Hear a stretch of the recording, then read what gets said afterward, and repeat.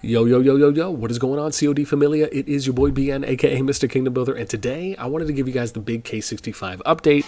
Now, I want to point out that I'm not going to go incredibly detailed, and I don't foresee this video being long because there is a town hall video that you guys can watch, which I'll have in the pinned comment and description below, where you can see it's about 4.5 hours, and the first part is essentially where I kind of walk you through and I give you a history of how things started out in K65 kind of leading up.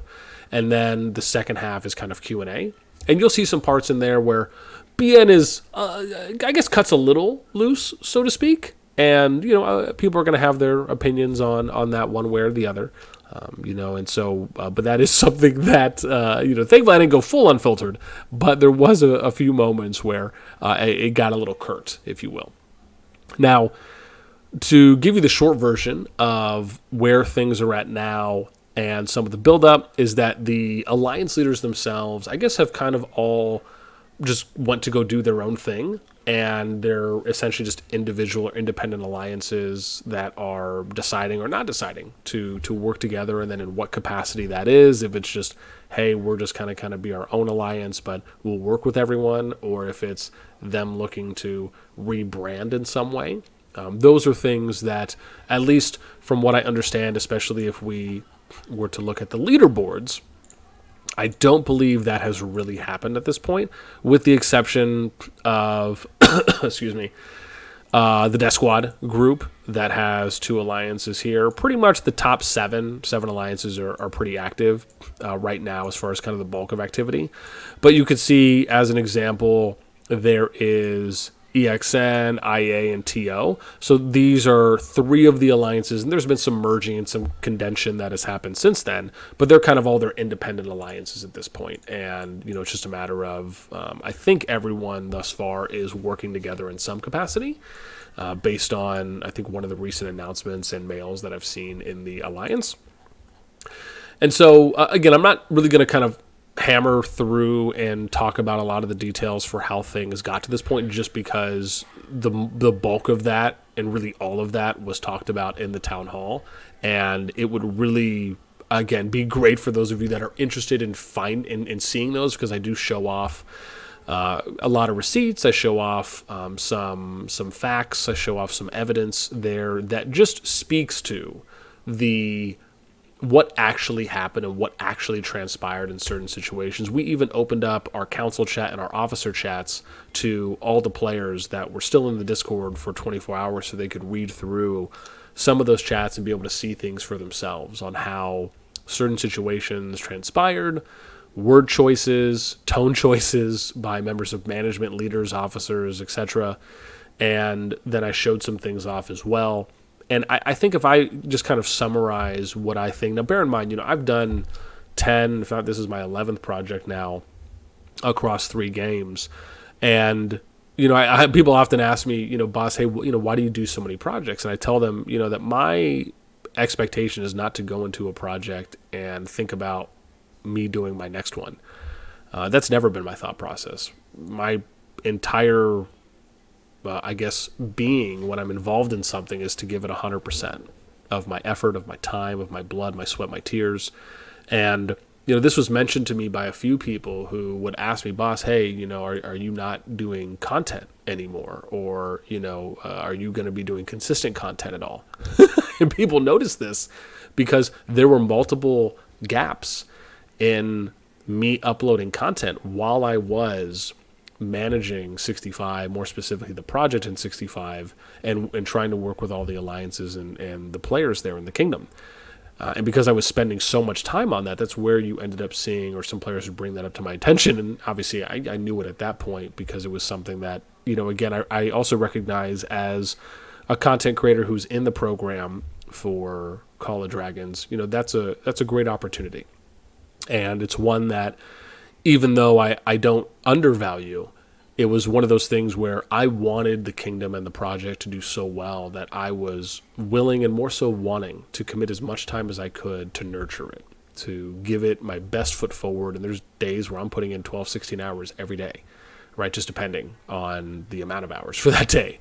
And that's anything from answering 50 to 100 plus messages, from doing voice meetings with leaders, with officers, with players. Sometimes that takes up 2 to 4 hours of the day. Writing up mails, policies, doing some of the behind the scenes Discord management. There's a lot that goes into it. And I tell you, I love every minute of it.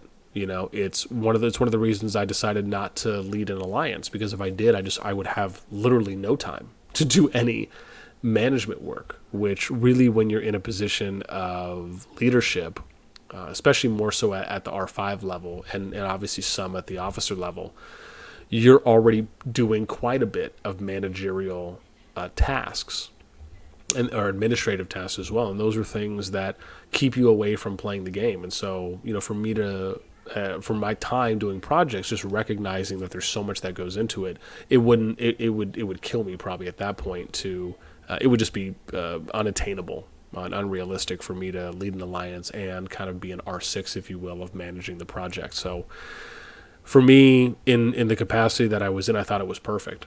And, there were things that, even I really wanted to try and get to earlier than I did. And when I look back on it, I think it was just the sheer, for me, unrealistic volume of messages, of voice calls, of questions here and there that were a lot more than I probably had ever gotten in any project thus far. And I think that was something that really took time away from me wanting to get to some of the things that I know I needed to get to, but just was unable within a set period of time that I would have liked to, in an ideal sense. And thankfully, there was what I felt, I think, a good outpour of effort and foot forwardness that the leads and the officers did in quite a few of these areas that helped to support and to mitigate some of that workload for me. But then obviously we get to, kind of the bulk of things with the Kingdom, which thankfully the players themselves are, the bulk of them, the majority of them are still here playing, even if they're in other alliances or there's been some merging or some condension that's occurred from the beginning up until now.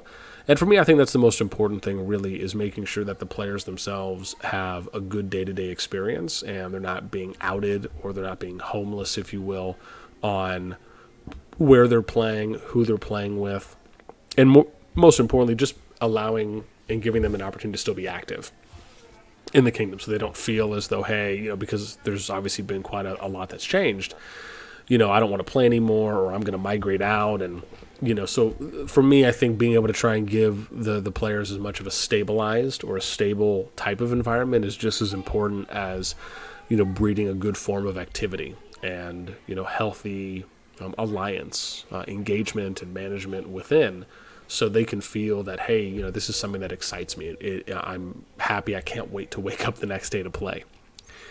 And so I think we did a lot of those really good things in 65, and hopefully the team that is there now for the alliances that are left and the players that are still active will be able to carry that torch just as well.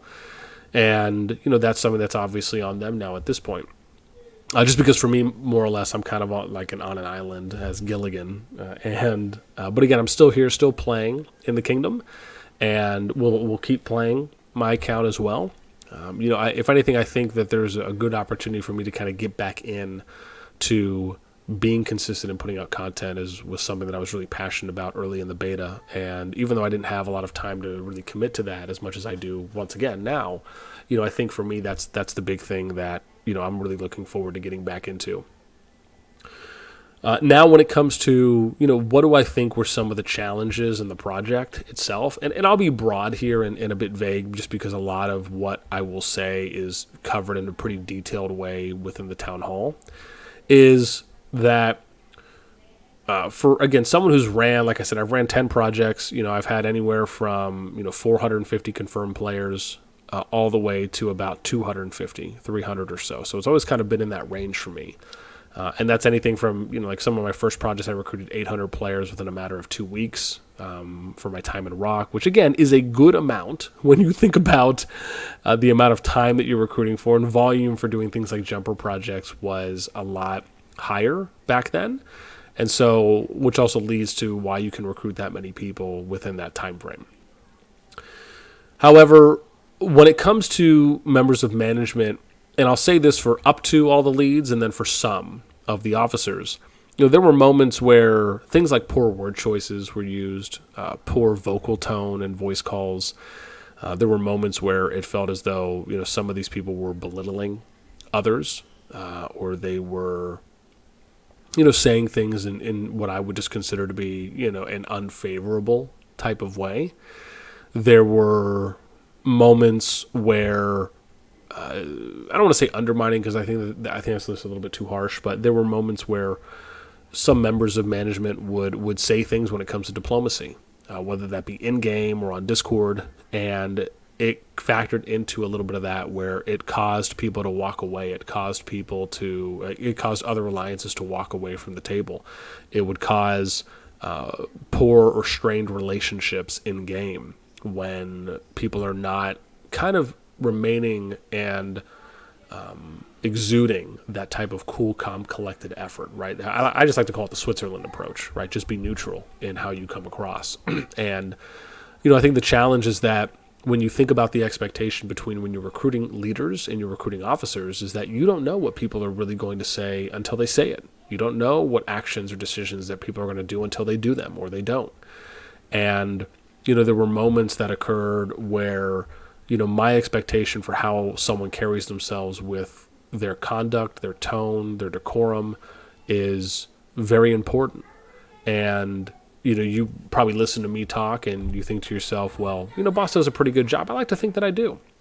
Even though I'm not perfect and I'm not above reproach, it is something that I try to always make a constant and conscious effort every day to do.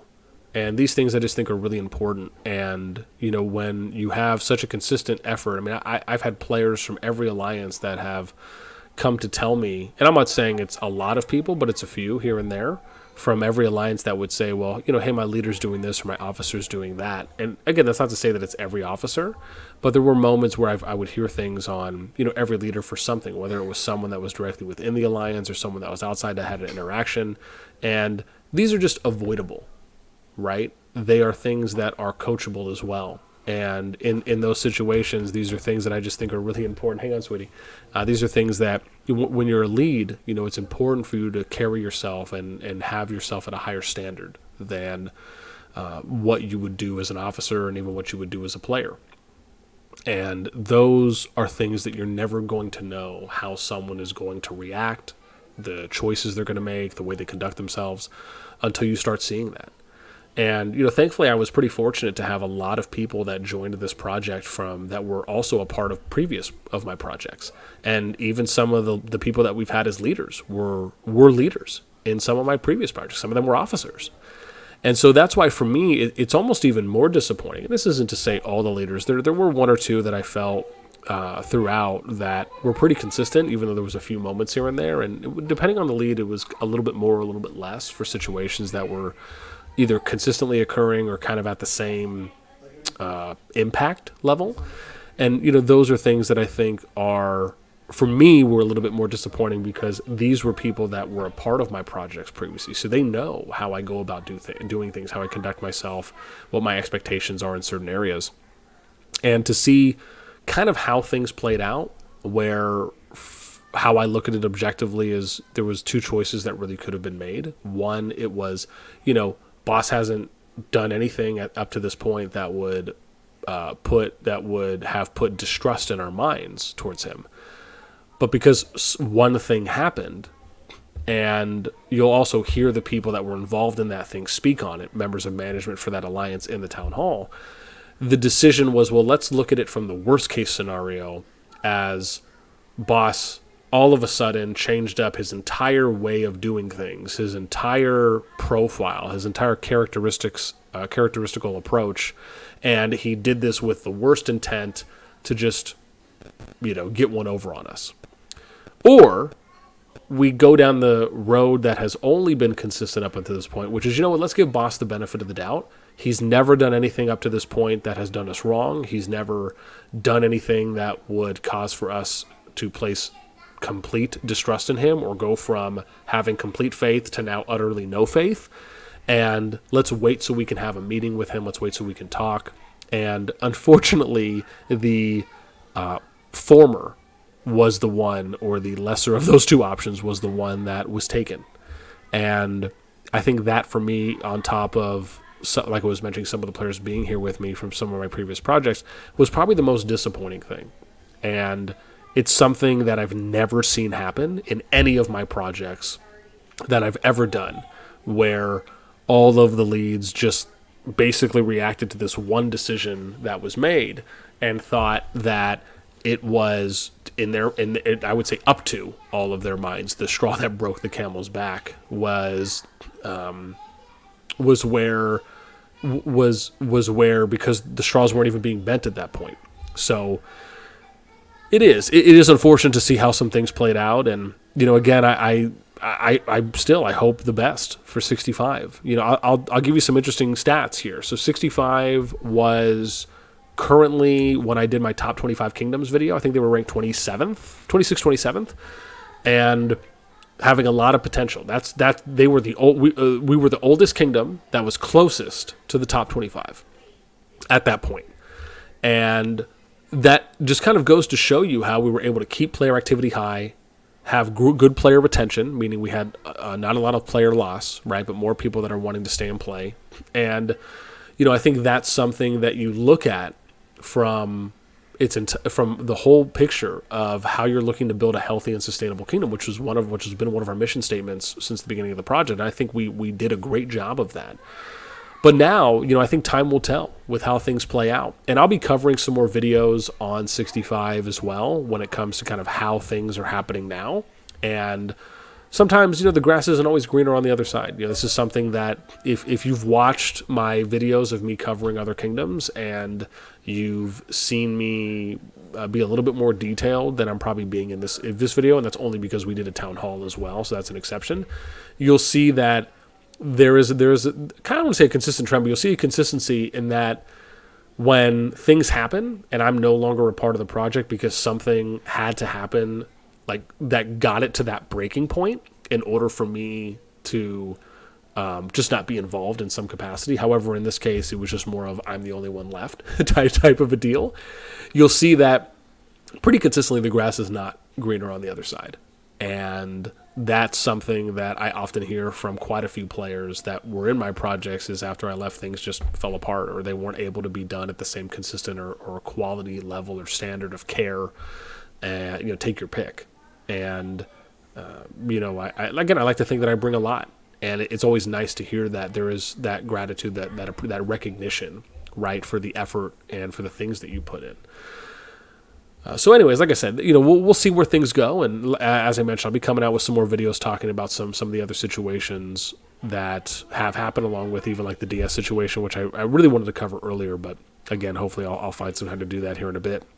And of course, if anyone has any questions, you're more than welcome. Please reach out to me on Discord. You can, post in a comment. I also understand that, this is one of the reasons I didn't want to go too incredibly detailed and really wanted to kind of speak more to the people going to the town hall and watching that video, mainly because it would be very, I don't want to say irresponsible, but it would be very difficult for me to say that I'm speaking objectively, even though I am, and for people to see that as, oh, well, that's the truth, especially if I said a lot more than what I'm saying now. So, that's why, for me, again, hopefully those of you that are interested in wanting to kind of see, a lot of how things truly happened and how they truly played out, and a lot of factors that went into, how some members of management and some members of leaders conducted themselves and made certain decisions in certain ways, that is really only, and I want to be very clear here, not speaking to them as people, because I think they're great people and I still talk to some of them even now,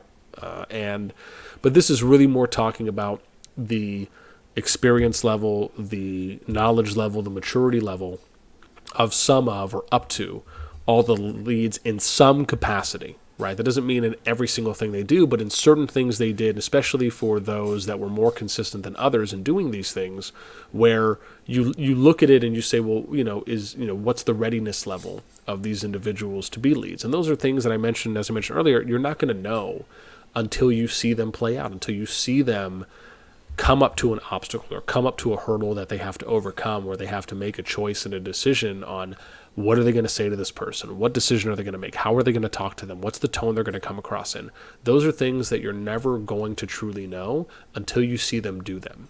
No amount of vetting, no amount of interviews or different people interviewing players is ever going to tell you that. Sure, you can maybe get kind of a comfortable or a soft gauge, but you're never really going to know until you actually see, in this type of situation, where actions speak louder than words. And that really was kind of, I think, probably a good way of putting it, and probably a good point to end on as well.